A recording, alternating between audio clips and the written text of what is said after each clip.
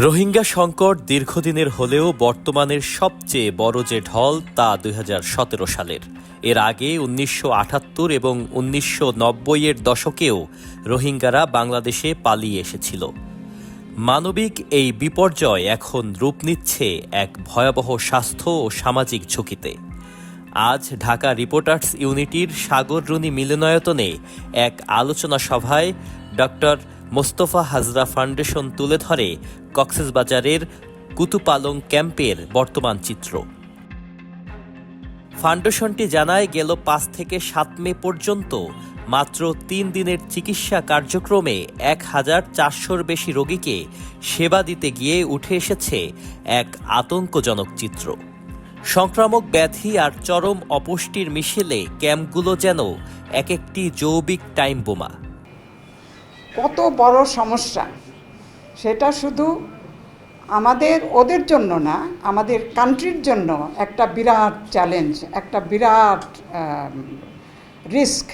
Risk of security, তাই না?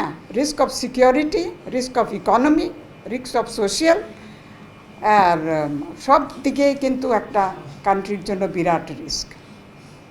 অনুষ্ঠানে অক্সফোর্ডে গ্লোবাল হিউম্যানিটারিয়ান চ্যাম্পিয়ন্স অ্যাওয়ার্ডপ্রাপ্ত ক্যাপ্টেন AKM গোলাম কিবরিয়া তুলে ধরেন মানবিক সংকটের আরেক অন্ধকার দিক।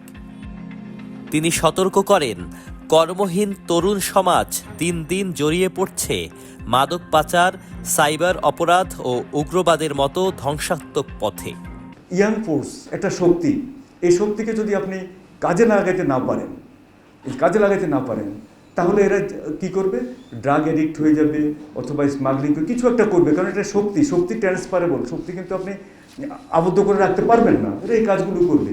তা আমরা বলছি আমরা নিজেরা ছোটো ছোটো ফার্ম, ছোটো ছোটো ফ্যাক্টরি করে দিব ওখানে। এটাতে লাভ হবে কি? বাংলাদেশের একটা বিশাল লাভ হবে। কেমন লাভ হবে দেখুন, এই বার্ডেনটা ট্রান্সফার হয়ে যাবে অ্যাসেটে, সম্পদে।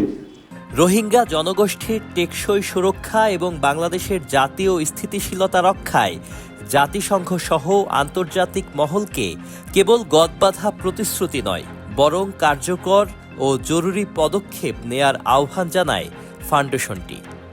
Sajid Abdullah, channel I.